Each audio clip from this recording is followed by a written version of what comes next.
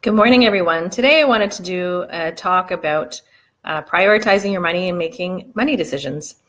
So a little anecdote about what was happening with us recently. Our TV decided to conk out. So I had to decide, is it time for a brand new TV, which is probably a good $700-800 or more, or are we going to get it repaired and make do for now? So I called the TV repairman and he says, no problem, I can come over for $25. And I say, okay, so what happens if you can't fix it? He goes, well, you're out $25, but if I can fix it, then I'll deduct the $25 off of the cost of repairing. So that's a no-brainer for me. $25, no big deal, I can afford that. So he comes over and he says, okay, it can totally be fixed and it'll cost you a couple $100. So now it's time to make a decision. Do I want to spend a couple $100 and hopefully, according to the repairman, the TV should last another 3 or 4 years, or do I want to forego repairing the TV and buy a brand new TV with some new bells and whistles? So although I know the decision in my mind, I have that discussion with my kids. I say, boys, what should we do? And we talk about it and we all agree together, let's just get the TV fixed. We don't need a brand new TV.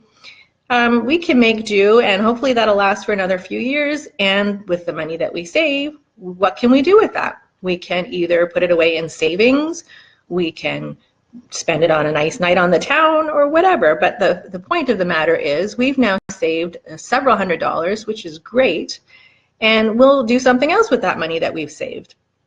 So the other part of the funny story, actually just going back to that, is the point is really prioritizing your money and making decisions, wise money decisions. You know, this comes back to the discussion we had before about wants versus needs. Do I need a brand new TV? No, I don't. I'm happy with the TV as it is, as long as it's working.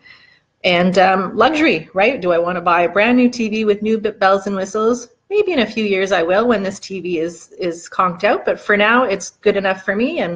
And so that was the decision to repair the TV. So now it comes, I've got to pay the TV repairman. So for my own self, I don't actually like to hold on to a lot of cash. So I don't actually have the cash on me, and I'm a little bit unwell right now, not feeling the greatest. So this is the cute part of my story.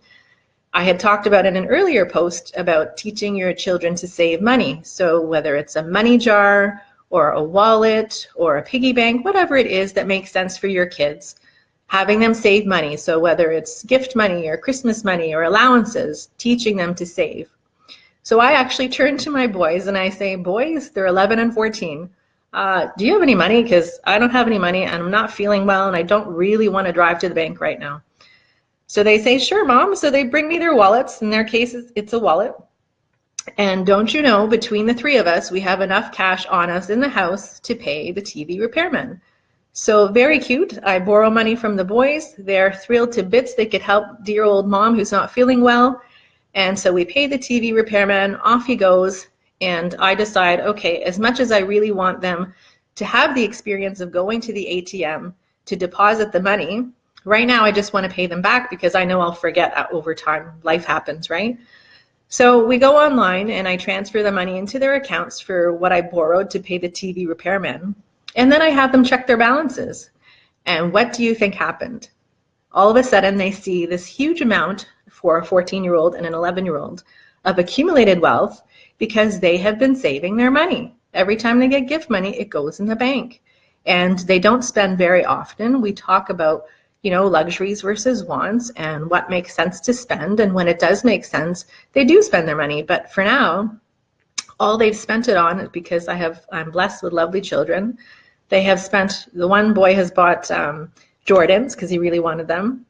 They've also spent money buying Mom Christmas gifts. So that's what we see coming out of their bank accounts. But otherwise, I have two boys with eyes that are glowing because they realize they've accumulated a bunch of wealth in their own bank accounts, in their own names, and what a great job they've done.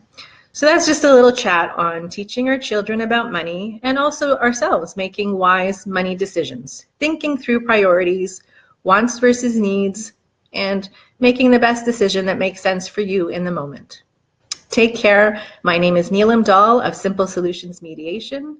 We do family mediation, divorce coaching, personal financial coaching, and financial document preparation for divorce. Have a great day.